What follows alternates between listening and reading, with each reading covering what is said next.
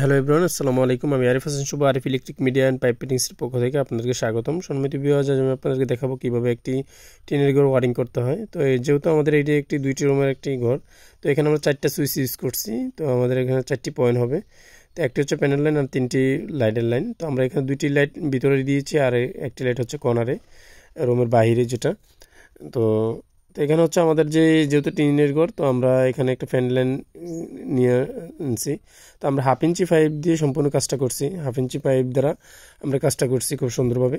তো আপনারা অনেকে চ্যানেল দিয়ে করতেও, এখন চ্যানেল দিয়ে করলেও তো ভালো হয় না, এই জন্য আমরা চ্যানেল খুলে পড়ে যাই কয়েকদিন পর।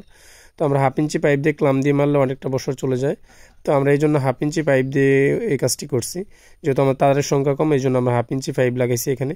তো আপনারা যদি সকেট করা ঘর এবং কি ঘর ওয়ারিং করতে চান, তাহলে আপনারা 1/2 ইঞ্চি পাইপ দিয়ে খুব সুন্দরভাবে ওয়ারিং করতে চান।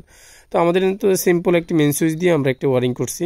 তো আমরা এখানে চাইলে এমসিবি এমনি সার্কিট ব্রেকার লাগাইতে পারেন। তো যেহেতু আমরা এগুলো পরে লাগাবো, উনি নাকি বিদেশ থেকে আনবে, তো উনি প্রাথমিকভাবে এখানে একটা প্রিজের লাইন রয়েছে আমাদের। তো এখানে হচ্ছে আমাদের যে মিটার লাইনটা, তো আমরা এখানে মিটারটি লাগাইনি, মিটার জন্য অলরেডি আবেদন করা হয়েছে। তো আমরা এখানে মিটার বোর্ড এবং কি আর্থিং রড লাগিয়ে নিচ্ছি আগে। তো metre board, earthing rod, I hook আমরা এগুলো লাগিয়ে নেব, মেন সুইচ লাগিয়ে নিয়েছি।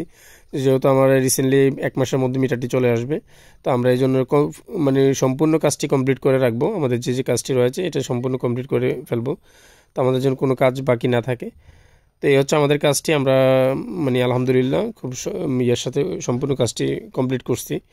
তো আমাদের এখানে মানে প্রথমত গ্রাউন্ডিং রোড করলে, আপনার যদি আর্থিং রোড না থাকে, গ্রাউন্ডিং রোড না থাকে, যদি ইনকেস কোনো মানে যেহেতু গ্রাম এলাকায় গাছগাছালি বেশি থাকে, তো আপনার যদি খুঁটি থেকে যদি আপনার যে আর্থিংটা থাকে, মানে তারের সাথে, কালো তারের সাথে যে আর্থিংটা থাকে, ওটা যদি ছিঁড়ে যায়, তাহলে আপনি অনেকটা ক্ষতির মুখে হবেন।